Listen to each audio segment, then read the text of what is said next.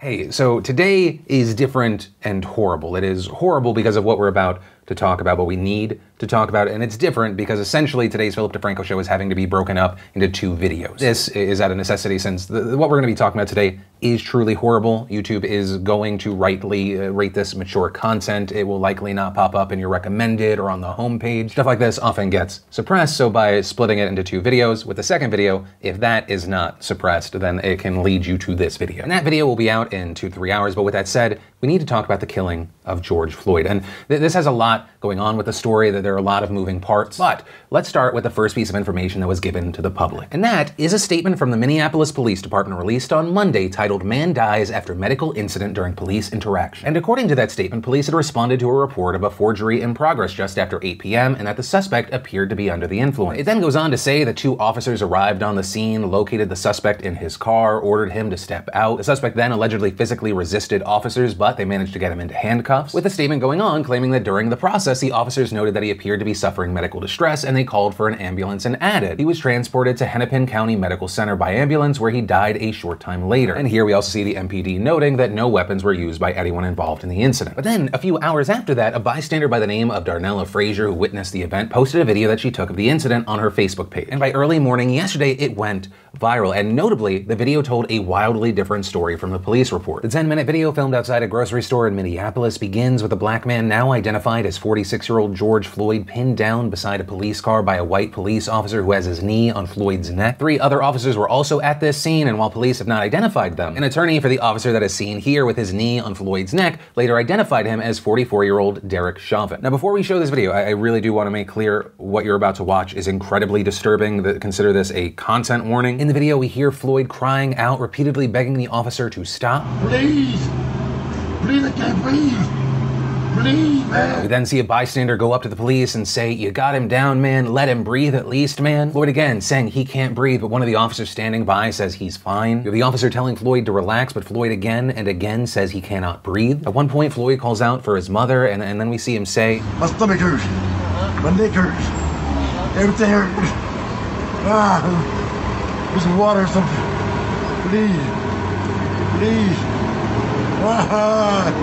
I can't breathe, officer. Shut up. They gonna kill me.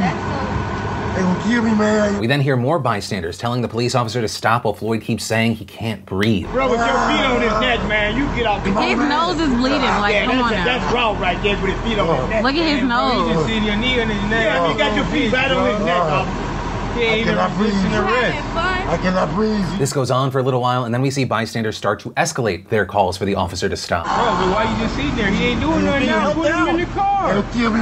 How long y'all gotta hold him We down? then see one of the other police officers repeatedly say that he's fine because he can talk. Hey, bro.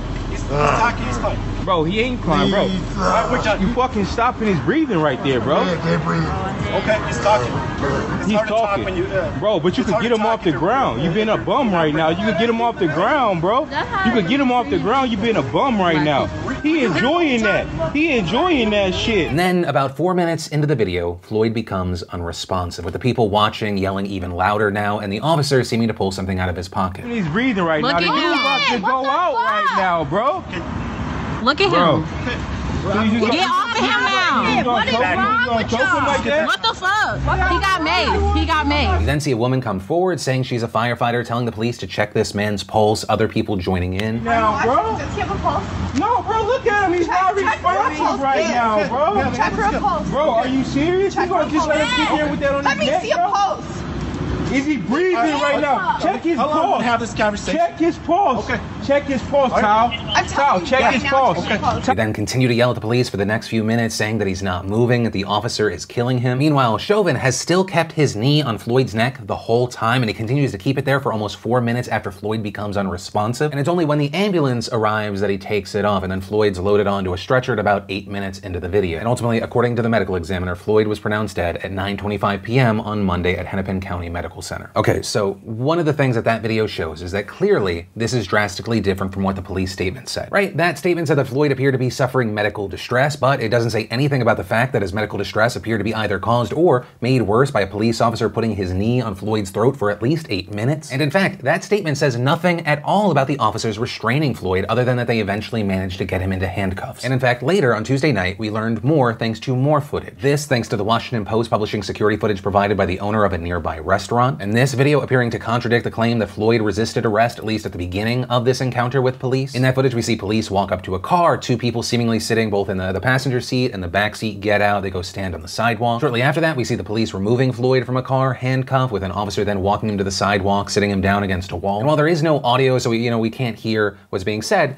in no way does it appear that he's resisting arrest here. We then see another police car pull up, and then after a few minutes, the cops walk him across the street and appear to open a door on a police car parked over there before the footage cuts out. Right, and so all of that is the basic background of what went down, or at least what we know went down thus far. Right, and so after this initial video goes viral, we saw a ton of outrage. After a few hours, we saw Minneapolis Mayor Jacob Frey announcing on Twitter, 4 responding MPD officers involved in the death of George Floyd have been terminated. This is the right call. Frey also posting a statement on Facebook saying, being black in America should not be a death sentence. When you hear someone calling for help, you're supposed to help. This officer failed in the most basic human sense. And adding, what we saw is horrible, completely and utterly messed up. The man's life matters. He matters. He was someone's son, someone's family member, someone's friend. He was a human being, and his life mattered. And around the same time, we saw the Minnesota Bureau of Criminal Apprehension say in a statement that the FBI was conducting a federal civil rights investigation. Also saying the State Bureau was conducting its own investigation at the request of MPD, and in a separate statement, the Hennepin County Attorney's Office said that it was helping with the investigation, and at the end of the investigation, the findings will be presented to our office for consideration of prosecution. Right, so there we see the official response, what the runway for this situation is supposed to be. But of course, there were many other responses to this as well. We saw Minnesota politicians like Governor Tim Walz tweeting, the lack of humanity in this disturbing video is sickening. We will get answers and seek justice. Ilhan Omar, the representative from Minneapolis and its surrounding areas, wrote on Twitter, Black Lives Matter isn't just a chant, it's call for justice. It's a call for our humanity to be recognized. This must stop. There needs to be an immediate DOJ investigation into this. But they're also saying in a post later that she, along with 2 Minnesota senators and another representative, have written a letter to the U.S. Attorney for Minnesota, calling for an investigation into the death of George Floyd at the state, county, and federal levels. And of course, online we saw a lot of people drawing comparisons between Floyd and other black men who have been in the news who have been killed. Most notably, people comparing this to Eric Garner, who of course was a black man who died in New York police custody back in 2014. This after a white police officer had him in a chokehold with Garner, who was being filmed at the time, repeatedly saying, I can't breathe. People also bringing up Colin Kaepernick, of course the NFL player who kneeled during the national anthem to protest police brutality against African Americans. With people sharing a photo of Kaepernick kneeling on the field trying to raise